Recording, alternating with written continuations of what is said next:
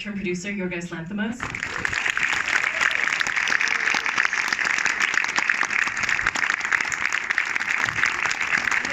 Actor and producer, Emma Stone. And cast members, Willem, Dafoe, Ruffalo. And I'm not sure if we have Ramy Youssef yet. I know he's just on his way, but we might have him join us in 1 second if not.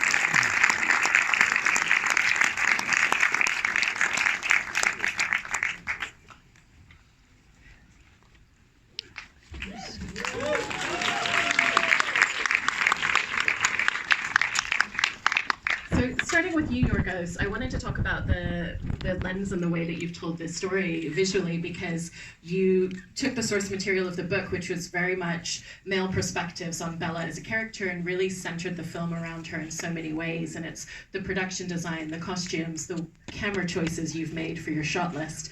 And so how did you really want to create the visual language and aesthetic of the film centered around her?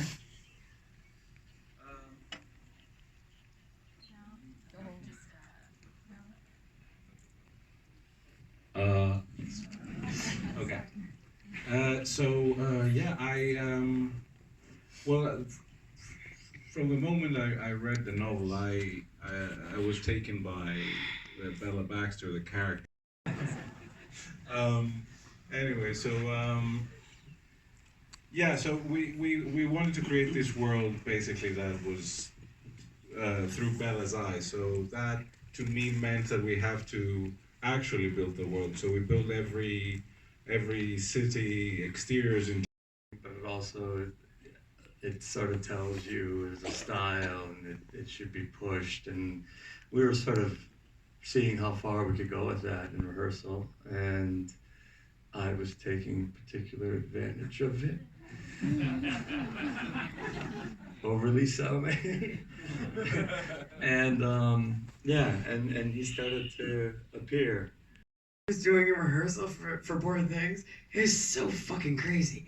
And then I watched the movie, and he did that, and it worked! What the fuck? It was awesome. More or less true. And Willem and Ramy, I wanted to ask you about the mortician classes that the two of you took together, and the fact that it was also very specifically focused on 19th century, so you were really kind of studying very specifically what it would have looked like at the time, and how did that help you with your characters? Ramy, you were the prize student. No. You were so upset that I was doing it well. He would get so upset. He'd be like, he has a better scalpel than me. That's so hard to believe. He'd literally be like, he has a better scalpel than me. Fuck shit. And then we had the same scalpel. They gave us the old stuff from, it was like what we would have used then. No, it was amazing because we animal organs and I think it grounded all the stuff that we did end up shooting well, don't you think? Yeah, and it gave us a parallel adventure that we could, feel differently. We were changed by this experience, and the teacher was fabulous. She worked in the mortuary, and every second that she wasn't working in the mortuary, she was a gamer. That was her whole life. She was fantastic. Yeah, imagine that. No, I was with her, so that helped me with the character. And Emma and Mark, one of the scenes I wanted to ask the two of you about is the scene. I was with her in the sense of, I was related to her. I was not with her. I went too far with the rehearsals. All I day. created monsters. Wait, you keep being fascinated that she played video games. Exactly. She played video games. Imagine. No, he says it like it's the craziest thing. She played video games. Yeah, a lot of people do. Help me. Okay, that's enough of that. Sorry. Jumping Back back, in the cage. Jumping back to you, Emma and Mark, I wanted to talk a little bit about the scene, which is your two characters dancing, because there's so much in terms of what the choreography of that scene expresses about both of your characters, the dynamic that they have with one another, and then again, it hits those comedic beats as well. So what was the journey of the choreography of that coming together?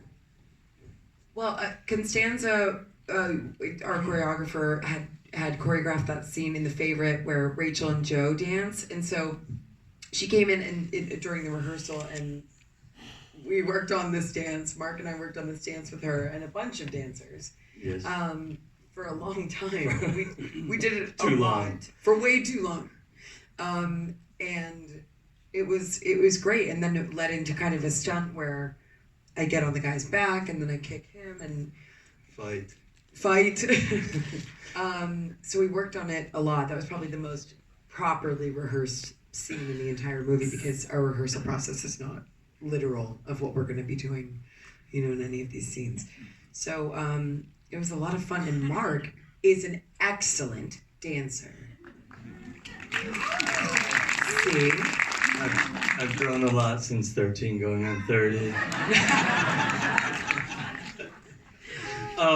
What was, Yorgos was, Yes. good. He didn't want it to ever feel choreographed, so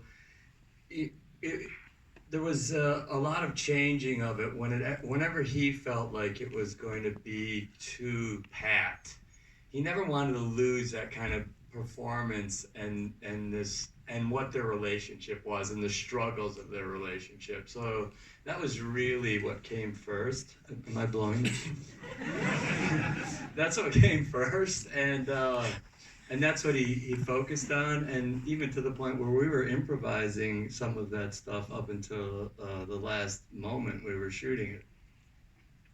If that's interesting. Would you take this question for me? No. That's okay. No, that's okay. You're doing so great already.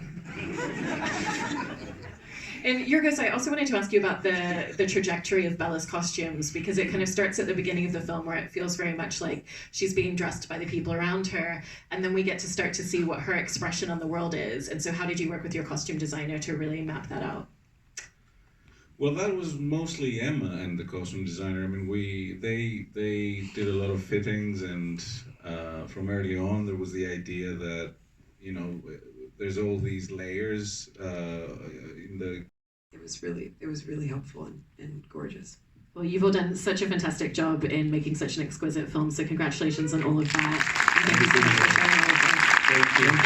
And if we could just very kindly ask everybody, we have to get everybody to another Q&A immediately after this, so if we could just ask you guys to stay in your seats for 1 second, we really appreciate it. Thank you. Thank you so much. Don't move. Thank you. Don't.